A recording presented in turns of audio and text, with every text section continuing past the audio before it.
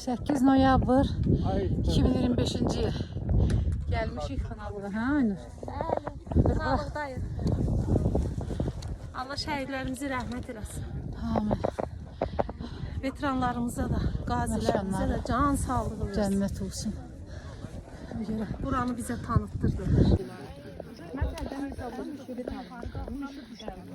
Xanım, bu necədir zirvə yürüyüşü? Hə? Yaxşıdır. Neçənci zirvəndə gəzirsən? Bilmirsən neçənci zirvəndə. Maması bu bilmir neçənci zirvəsidir. Ha. Nə? Amma olarak 8-ci yürüyüşüdür. Hə, yadında saxla. 8-ci yürüyüş, 1-ci zirvə. Bir başı qaldır. Ay sağ ol. Hə, neçə yaşın var sənin? 7, maşallah. 7777-ci zirvəyə qalxasan səni. Yaxşı mı? Hə, olsun. Nətər dişlər? Elə bilirsən bir format tüfəvdə yox. Aşağıdan görünən sadəcə qabaqdakı üç buzağıdır. O üç buzağa qalxandan sonra məlum olur ki, orada bir dənə belə bir şey yox ondan.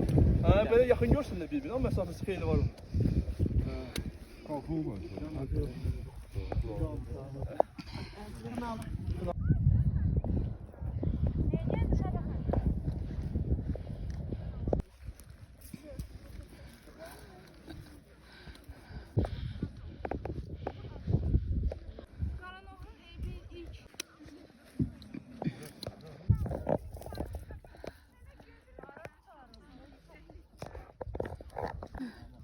Hə. Necəsən? Pis demə. Yavaş yavaş dırmaşacağıq ya. Haradayıq, hə?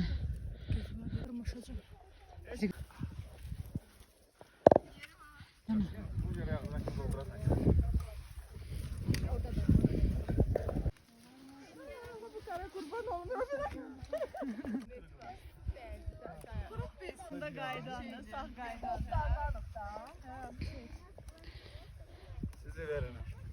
Uşaqlar çox az qalır. Tutmadı. O dəymək istədi. Olmaz mı kötülüğü bir Eləmə. İçeriden çık. Razı bir alımlar. Onun ne tekisi var ki?